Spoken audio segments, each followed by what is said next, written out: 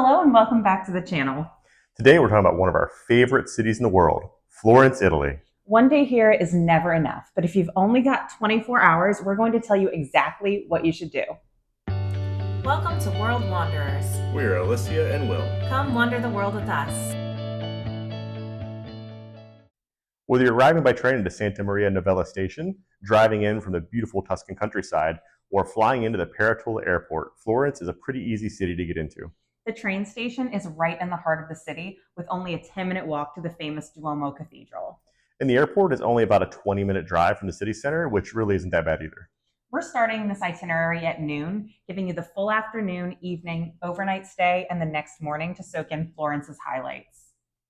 We'd recommend beginning your day by heading to the Galleria dell'Accademia. Here, one of the most famous sculptures in the world awaits, Michelangelo's David. Yeah, a really impressive statue. I love that one a lot. The museum is open from 8:15 in the morning to 6:50 in the evening, and it's closed on Mondays, so be sure to plan accordingly. Admission is €16, but we highly recommend purchasing timed entry tickets online in advance to avoid the long lines. There's an additional €4 fee to buy online, but if you're only going to be in Florence for 24 hours, we think it's worth guaranteeing they don't sell out. You don't need more than about an hour here, but trust us, standing in front of the David is an unforgettable moment. Yeah, definitely. From there, you can make your way to the historic heart of Florence to visit the breathtaking Florence Cathedral known as the Duomo. It's about a 5-minute walk from the gallery and easy to find your way there. Just look up and head for the gigantic red-roofed cathedral. The cathedral itself is free to enter, but if you want to climb to the dome, you'll need a ticket. Yeah, the dome opens at 8:15 in the morning and closes at 6:45 in the evening. And you'll need a €30 combo ticket that also gives you access to the baptistry, the bell tower, the crypt, and the cathedral museum. Reservations for the dome climb are required and often sell out, so make sure to book online in advance if this is something you want to make sure you do. Even if you don't climb, just standing in the piazza and taking in the dome's marble facade is really awe-inspiring. After exploring the Duomo complex, it's time to take a more relaxed approach to sightseeing. Hear us out. We recommend taking the hop-on, hop-off bus. Yeah, this runs daily from about 9 in the morning to 6 in the evening, though hours do vary slightly by season. A 24-hour ticket costs around €26, and it's a great way to see more of the city while resting your feet.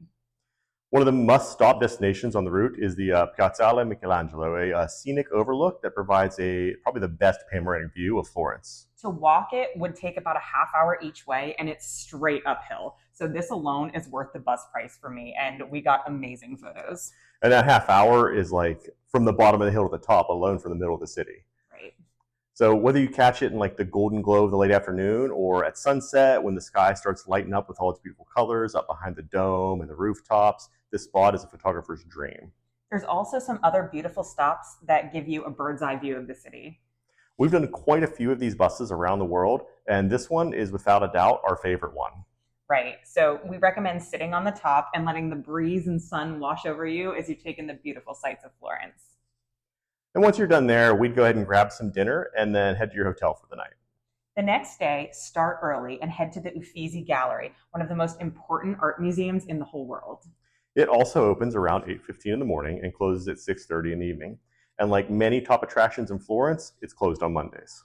Tickets cost €25 in high season or €16 during the off-season months, and we absolutely recommend booking ahead to skip the often long lines. Yeah, inside you'll find masterpieces by Botticelli, Michelangelo, Da Vinci, Caravaggio, and so many others. Plan to spend at least 2 hours exploring the gallery, especially if you're passionate about art and history. Florence is one of those cities that I first went to in high school, and I was like, it was nice, but it wasn't my favorite city in Italy at all. But as we've gone there again, as I've gotten older, I've truly appreciated how much Florence has to offer and the art history and everything, and it's actually my favorite city in Italy now. Yeah, as a history lover, it's definitely one of my favorites as well. Afterwards, you could head outside and take about a 3-minute walk to the Piazza della Signoria. This plaza has been the city's political and cultural heart for centuries. Open-air square feels like a museum without walls, surrounded by Renaissance sculptures, grand architecture, and centuries of history. Here, you'll find a replica of Michelangelo's David standing in its original location. You'll also see the striking Fountain of Neptune and the dramatic Perseus with the head of Medusa beneath the Loggia dei Lanzi. It's the perfect spot to end your time in Florence and maybe grab a gelato. Florence may be small, but its cultural impact has been massive. This itinerary gives you a taste of the magic that makes Florence one of the most beloved cities in the world. If you enjoyed this video, don't forget to like and subscribe and let us know in the comments if you've got a favorite spot in Florence or can't wait to visit. If you're looking to visit some other cities in Italy as well, check out our video of our perfect Italy road trip we took a few years ago, which we'll link here. Thanks for watching. Safe travels.